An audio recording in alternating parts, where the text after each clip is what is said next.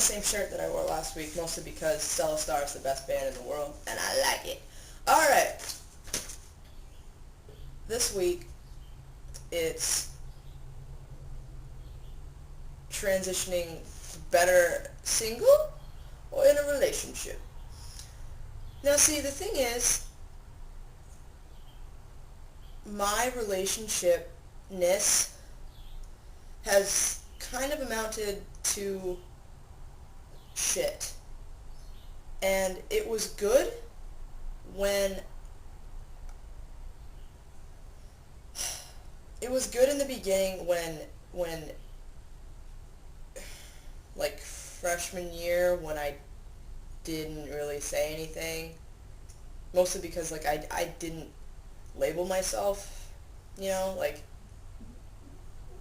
what are you doing? Just like boo boo boo boo. No, when I never labeled myself as anything, because it was weird. Like, nah, I didn't see the points. Like, I liked girls, that was it. Like, if anybody asked, it was like, oh, you know who I like? It was obvious. And it was fine in the beginning because there wasn't a lot of talk about anything like that. Like, it wasn't important to talk about it. But you all know that already from previous videos, that the second I said anything, it fucking sucked. So, I hear you guys all talking about if you are in a relationship and that person's supportive, yeah, hold on to them. Yeah, if they're not, don't stay with them for a whole other year. That's all I can say about that one. Because I don't think, I don't know. I think that you're supposed to have a best friend for stuff like this, you know? And for the most part, like, I don't need somebody to talk to about it. If I feel the need to, then I will talk about it, like social part or whatever. But for the majority, I don't care about people. So what I say to them kind of goes, or I just kind of like ignore them. Like, I ignore their existence. Like, if they don't want to call me Adam, or they don't want to address that I am in fact male, then that's their fucking problem, and I'm not going to see them ever again in my life. And it doesn't matter to me. So I think that transitioning, better single or in a relationship, I think that if you transitioned in a relationship that was a good relationship, then you'd be fine. You'd be fine.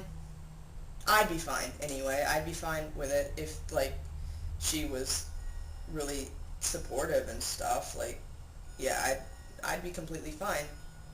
Because I don't know. It's me that needs to be supportive of me.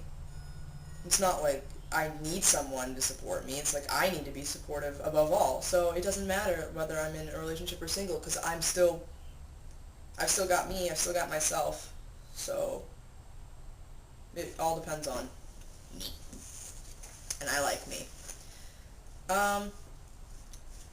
My dream career, I'm gonna go in order, I suppose. Dream career. I have wanted to be many things in my day. I need to stop playing with my hair, for one. My dream career,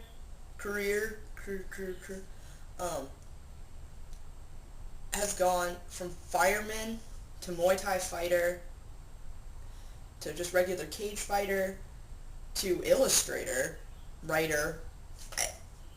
I don't know. At this point, I also want to get into politics and like political activism and shit, because I hate where our country is going, and I don't care what anybody else has to say about it. I think it's a piece of shit and full of corruption, and I hate it. I mean, I like the everyday, but I don't like the behind this. Like, I don't know, I shouldn't say that. Like, I don't like our government.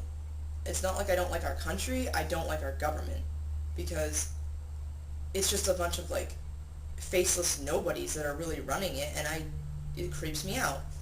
Because it's not just, like, one person calling the shots, because then you know what's going on, you know? It's like they don't have, like, 50 other little weasels running around, kind of, like, saying shit. And it's like they make it so it's so difficult to catch up with anything that, like, a normal person, unless you're, like, paranoid and, like, totally whacked out of your mind, like, you're just, like, sitting there and, like, watching CNN and, like, looking shit up, like, they make it so difficult for you to follow them.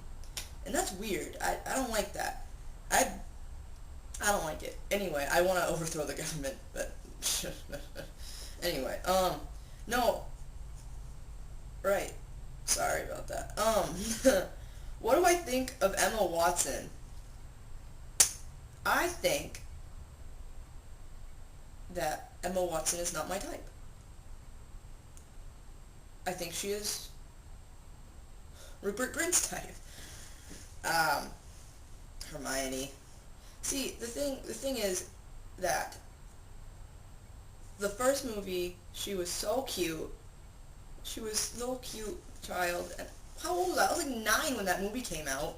She's not 9. Um, right.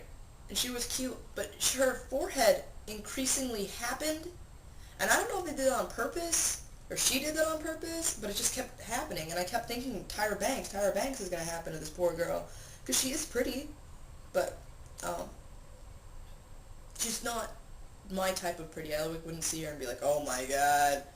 But I don't know. She looked good in the past movie. Ron needs a little help. Got some bags. Don't we all? Dude, I'm excited about my favorite shirt. I couldn't just pick one, but I had to because it made me laugh the hardest. Alright, my question this week. Fuck, I need to think of one because I had one. Um, what is one of your biggest pet peeves? Not necessarily the biggest, because I hate having to think of, like, one thing, because then you find, like, a million other things and you're like, oh, well, this also bothers me. Okay, your biggest, no, not your biggest, one of your biggest pet peeves. Because I was making breakfast, and that's when I do my best thinking, and I thought of it, and I was thinking to myself, I hate it when people quote things wrong, you know, and they think it's right, and it makes me so mad. I can't even deal with it. Like, because then you have to subtly, like, say it again, so they kind of understand that they said it wrong, and then they know that you know they said it wrong. It's weird. I don't like it. It's socially fucking awkward, and I hate it. But no, like, especially when people say that they like something a whole lot, and then they quote it wrong, because then that just kind of enforces the fact that, oh, yeah, I like it more than you do, and then you don't have any room to talk, sort of thing. Right. When people quote stuff, I hate it when people quote stuff wrong. I do. Yeah, I do.